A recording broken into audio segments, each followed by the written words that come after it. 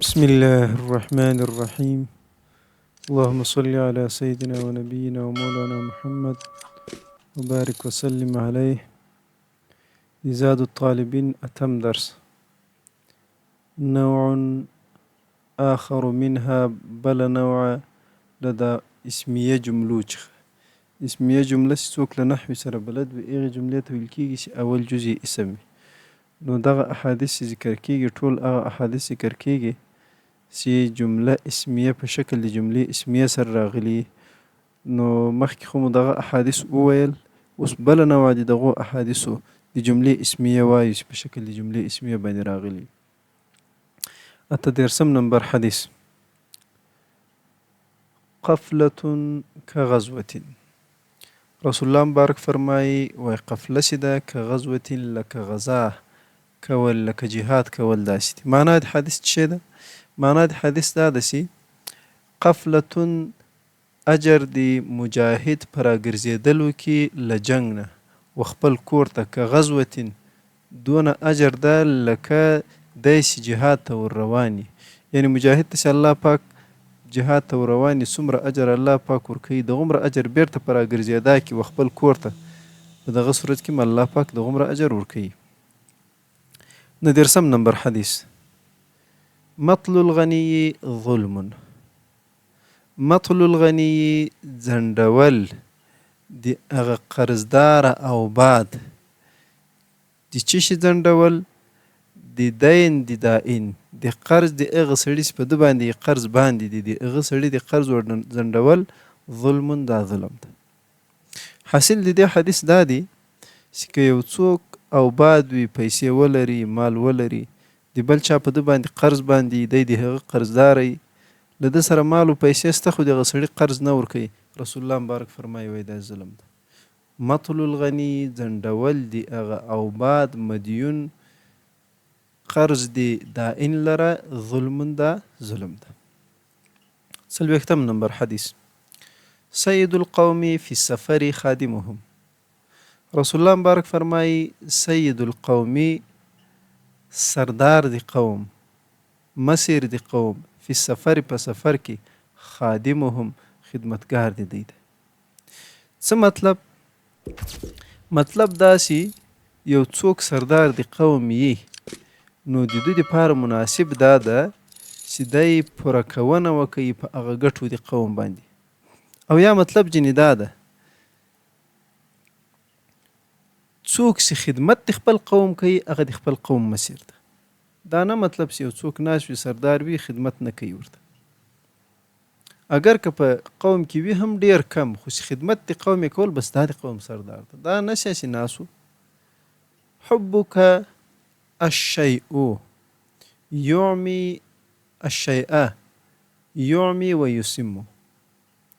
رسول الله مبارک فرمایي وای حبک محبت د تا مینه د تا الشیء له یو شي سره یعمی ړندول کوي و یصم او کڼول کوي. یعنی یو څوک چې د یو شي محبت ورسره د هغو شي له لیدلو نه هغه ړندوي او د هغه شي له اورېدلو نه هغه کڼوي. یعنی دی دا نه خوښوي چې د هغه په اړه باندې ناسم څه وویني یا د هغه په اړه باندې یو ناسم څه واوري. د څلوېښتم نمبر حدیث طلب العلم فریضة على كل مسلم. رسول الله مبارک فرمایي وای طلبول د علم چې دي فریضة دا فرض دی على كل مسلم په هر مسلمان.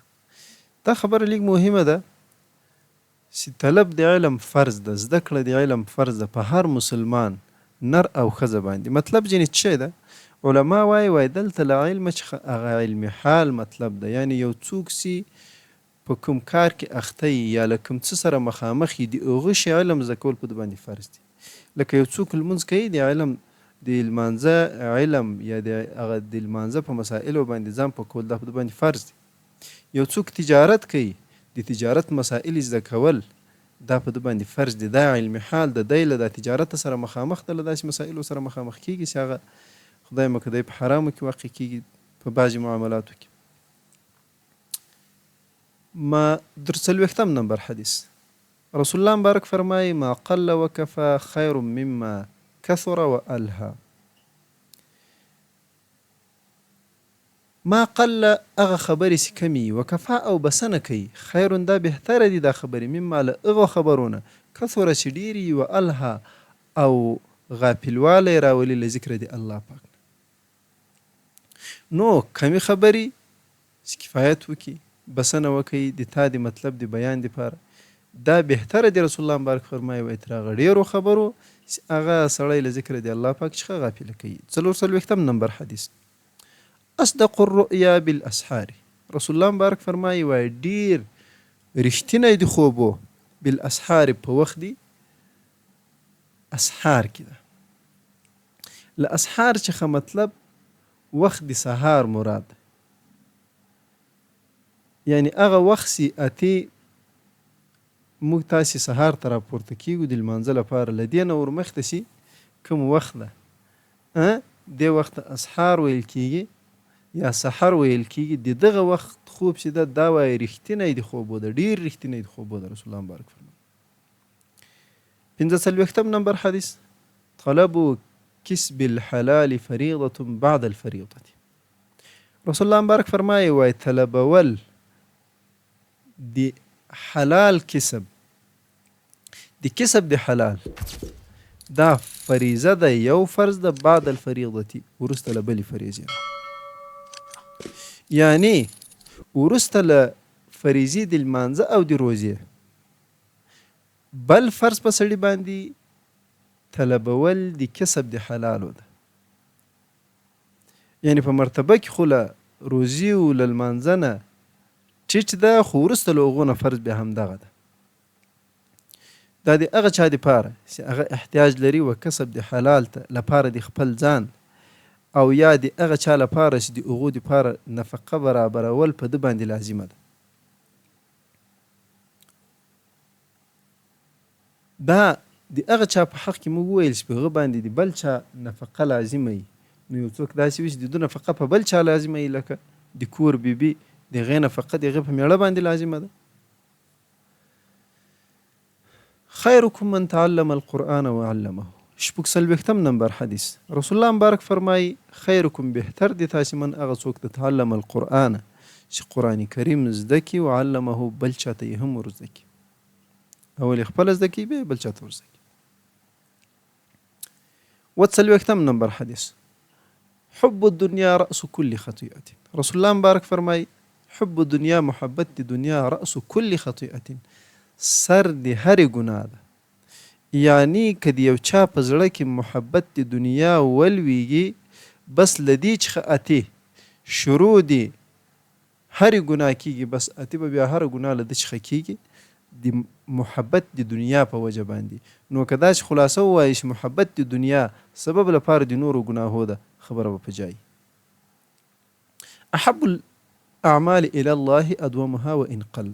څلوېښتم نمبر حدیث رسول الله مبارک فرمایي احب الاعمال ډېر خوښ د اعمالو الى الله و الله پاک ته د نیکو اعمالو ادومها هغه اعمال دي چې په هغو باندې ډېر دوام وشي وان قل اگر که کم عمل. داسې یو ورځ یو څوک دونه ډېر صوفي سي دونه ډېر عبادت وکړي چې یو مخ ځان پې ستړی کړي په دا بله ورځ بیا پروت یوه خوا نه کوي. دا الله پاک ته دونه محبوب نه ده لکه یو څوک چې دوامدار شکل باندې نیک عمل کوي کم کوي.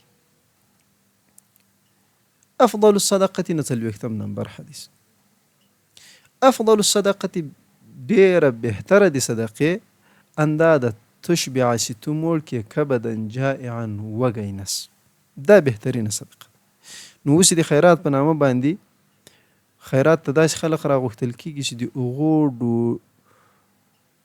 د سار د چې هغه ټیغونه لا راخیږي او د سار په چې ارګی بد دونه ډېر شان یې خوړلي مالداره خلق دنیاداره خلق پیسهداره خلق رابلل کېږي. دا بهترینه صدقه نه ده بلکې بهترینه صدقه دا ده چې تو وږی نس موړ کې. پنځوستم نمبر حدیث منهومان لا یشبعان. رسول الله مبارک فرمایي وایي دوه حریص خلق دي لا یشبعان هغه نه مړیږي. منهوم فی العلم یو حارس په علم کې ده لا یشبع منه دی له دغه علم څخه نه مړیږي. څومره چې دی علم پسې کوي لا یې پسې کوي لا یې پسې کوي. ومنهوم فی الدنیا بل حارس په دنیا کې ده د دنیا د مال د حارس د پیسو حارس لا یشبع منها هغه بیا په پیسو باندې نه مړیږي. لکه خلق ویني اوس په دنیا پسې ډېر دنیا لري بیا هم دغونه دوه برابره دی نور پسې ستړی. دا د رسول الله مبارک خبره ده د کاڼي کرښه ده. ګوره دا موږ تاسې بالمشاهده وینو خلق یو څوک د علم په لاره کې بیا دا وي شپه ورځ اخته نه مړیږي په علم باندې. یو څوک داسې وي چې د دنیا وږی دومره ډېره دنیا لري چې حساب یې نه کېږي بیا هم په دنیا پسې ستړی. نو رسول الله مبارک فرمایي چې دوه حارسان دي چې هغه نه مړیږي یو حارس د علم بل حارس د دنیا.